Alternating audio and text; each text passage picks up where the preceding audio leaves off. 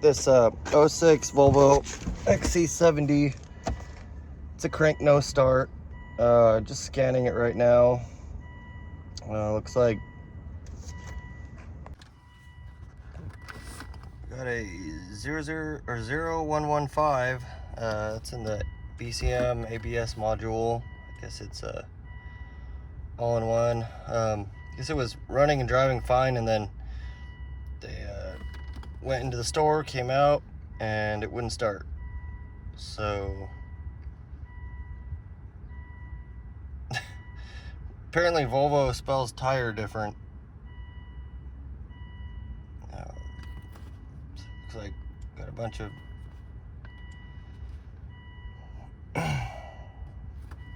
random codes here. Rear electronics module. I think they told me they're having issues with that. They're park cameras. They told me to ignore those, but pretty much the only thing we have is communication codes. So control module intermittent fault.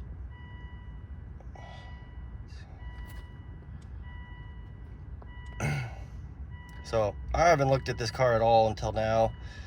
I'm just kind of taking you guys along for just the preliminary. I mean, at least we're talking to these other modules. So I guess we need to figure out what we're missing. Typically when, you go into the store, come out, it won't start. It's typically a fuel pump or something of that nature. Just kind of decided to quit. But let's go under the hood and see if we can get a fuel pressure measurement. I don't think it's fuel pressure, but and I might not start there. Probably we need to see if we're getting fuel and spark, injector pulse, and then just kind of go from there, because we got no codes. So I mean, there's codes, but they're kind of random codes. I mean, I might go look them up real quick just to make sure we're on the right track. Sometimes, I mean, these codes could mean something. So, I don't want to get veered off on some rabbit hole that we don't need to be going down. But then again, we got to check the basics. She did tell me that orange triangle, and then that illuminated, and then also said service engine soon, or check engine soon, or something, on the driver little information center there. I did notice while cranking it over, there is no RPM signal, so I don't know if there should be on these. Maybe we'll check the scan data real quick. All right, so just going into the live data, let's see if we got an RPM signal that will kind of give us some direction, I suppose. When I don't see that on the dash, I always want to check. Not every car will show it on the dash, but most of them do. So then we're looking at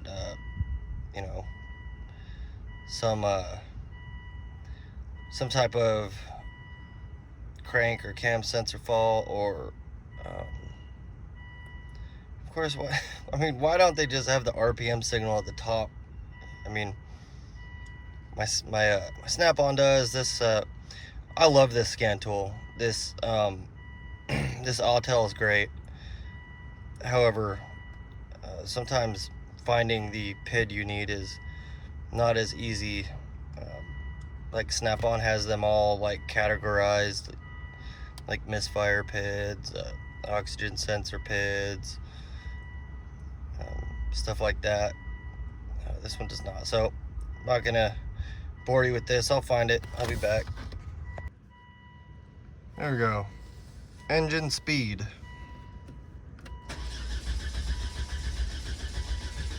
So we are getting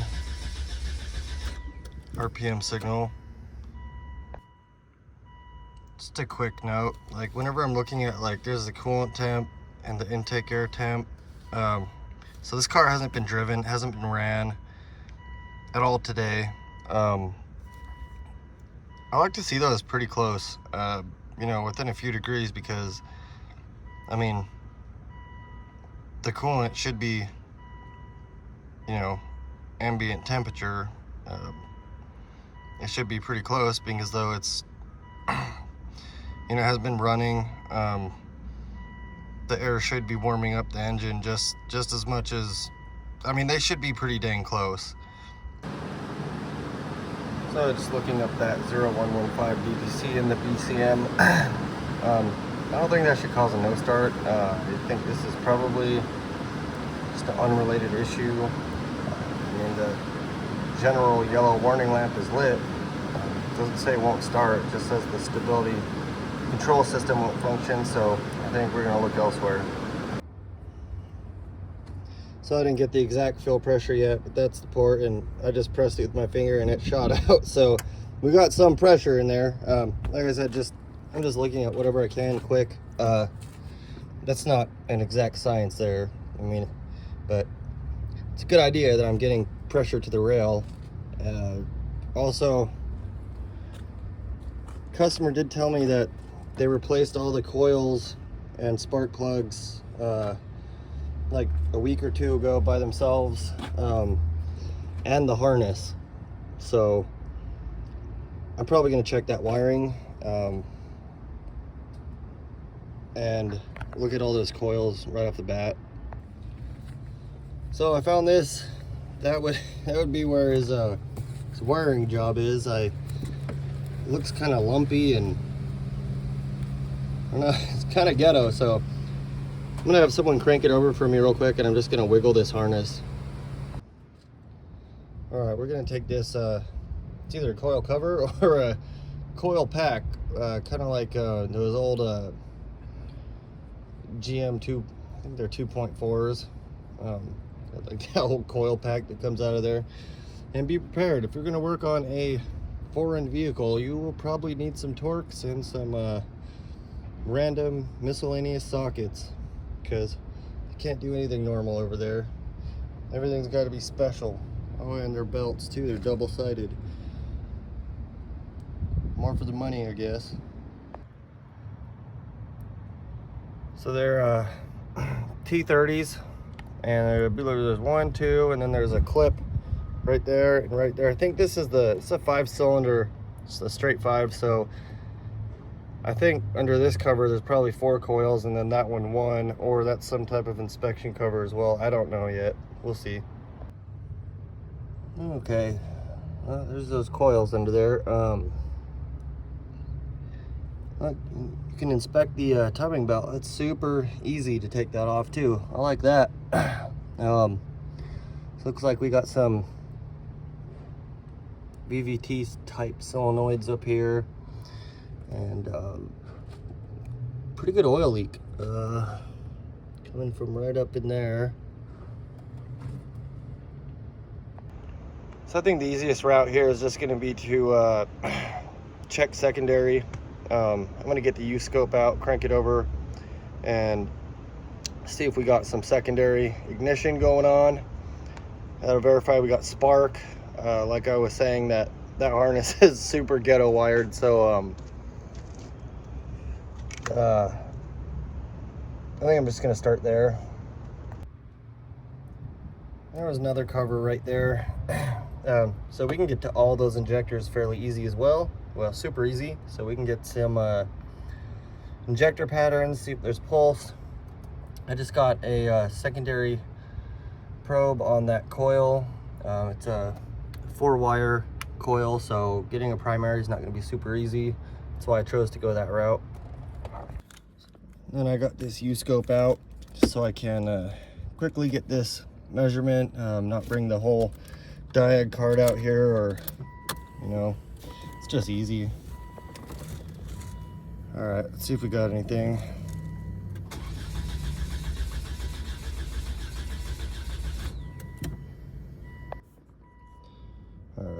didn't look like we had anything on that last one.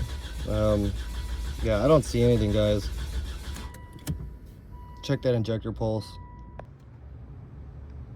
So without looking at a wiring diagram, I'm just looking for all the common wires. Every wire has a green wire, or every injector, so I'm going to assume that's the ground. These other wires, like this one is a brown white, this one is a, I don't know, gray white, yellow white, another brown, yellow, or I don't know, pink white. Anyways, you get the picture. So those are going to be our control wires. Just got that control wire back probed. Hopefully got contact, and got this ground wire over here. And actually I'm going to go get my attenuator. So anytime you want to take a primary from a coil or an injector or solenoid or anything like that, you want to use a attenuator. This is a 10-to-1 attenuator, and it came with that U-scope, but you can get all different types, just depending on your needs. So I'm just going to put that in between that yellow probe and this.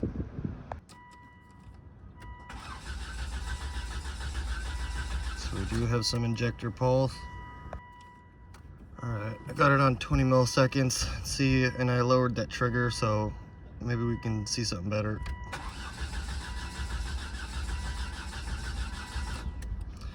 Alright, so I'm going to get that on single capture, and hopefully I can get something here. There we go. Alright, so now we just need to zoom in. Let's see here.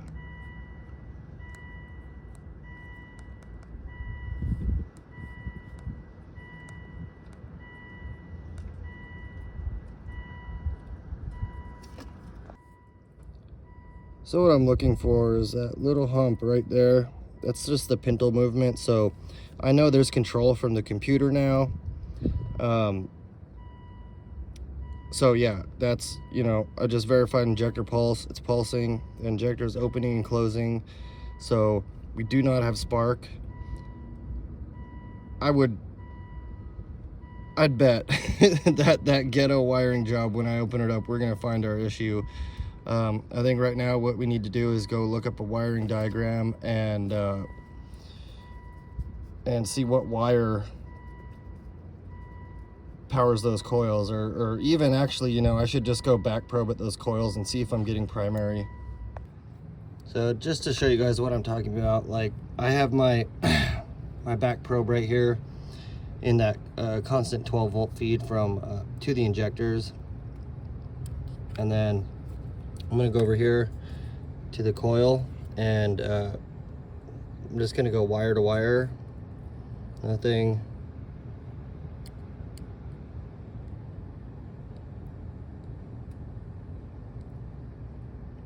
Nothing.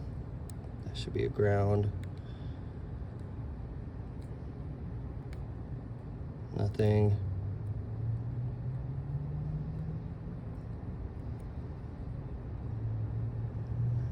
Nothing. So we got nothing to these coils. I think I was probably on a pretty good track when I was looking at this conglomeration here. I think right about now I need to go look at some wiring diagrams and check all the fuses. So those black wires are the grounds, and there's two on top of the engine, and there's right next to the coil. And then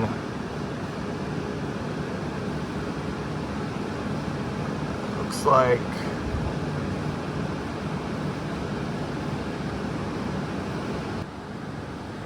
alright, so I think that green white wire is the power supply. It's kind of spliced. It goes up here, pin 6, and then up to this B10 fuse, and that is in the power distribution box. So so we're going to check that B10 fuse. All right, B10, that would be this guy here, this 20 amp.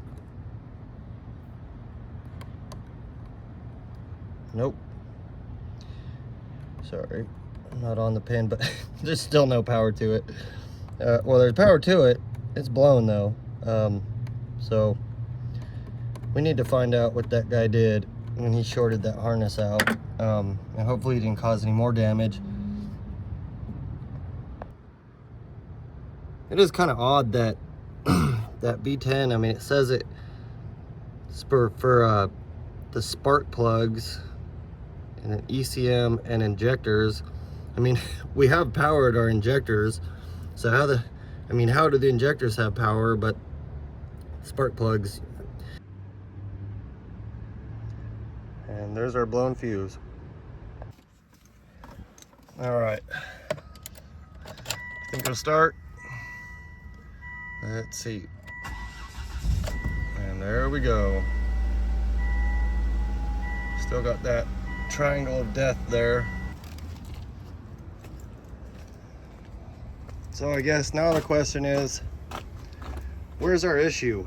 I could get that infrared camera out and kind of look at this harness that he rewired, or I could just open it. I'm also wondering why he put that harness on there. I don't know if he was already having some issues, or, and I say that too because this fuse, it was just kind of sitting in there funny. It wasn't like, I don't know, maybe it was just me. Luckily I can review this footage, but I believe that's our suspect, somewhere in there. Anyways, like I was saying though, is we could get the infrared camera out, or I have like a short finder. I've had mixed results with it. Never super thrilled about getting it out. I don't trust it 100%. I mean, I think that'd be easy enough just to take that tape off and look. I think I'm gonna let it run for a minute while I go get my camera and see if there's anything funky in there. And then if that doesn't work, I'll just take that tape off and we'll look at it. My wife got me this seat camera, bless her heart, a couple years ago. It's thermal, not infrared. Anyways, yeah, pretty cool. Just goes in your phone. I've found it to be quite useful over the years. Found a lot of issues with it. All right, so it's about to start raining here. It's sprinkling, so I'm gonna make this quick. So right there, I don't know if you can see it. It's really hard on the camera. There's some copper wire sticking out of there. So when he put this harness back in there, he pinched it right in there. When he bolted that cover back on, it got pinched right there. So you guys, when you're doing wiring and stuff, just be careful. It's gonna be an easy fix, but you know, it could be worse. A short like this and a coil harness could cost you a computer. So, and when it comes to this car, that'd be very expensive. Anyways, yeah, so this is our issue, guys. There you have it. Blown fuse. You know, when it comes to that, just you know, just know that when you find a blown fuse and you replace it, that's not fixing the problem. You're about halfway there. That fuse blew for a reason. Every circuit is designed to carry a certain amount of current, a certain amount of amperage, and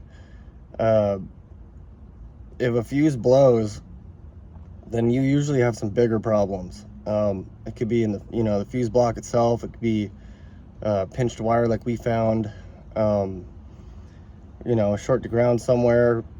That you know, even a, you know, a faulty blower motor, you know, you know, it's drawing too much amperage, the fuse blows. Just because you put that new fuse in doesn't mean it's not going to blow again. And in this case, your blower motor is not going to go out, you're going to break down again. So just be thorough, you know.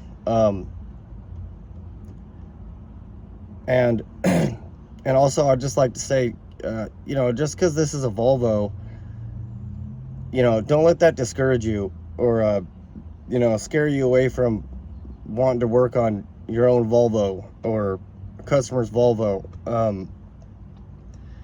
Yeah, you know, they're made different.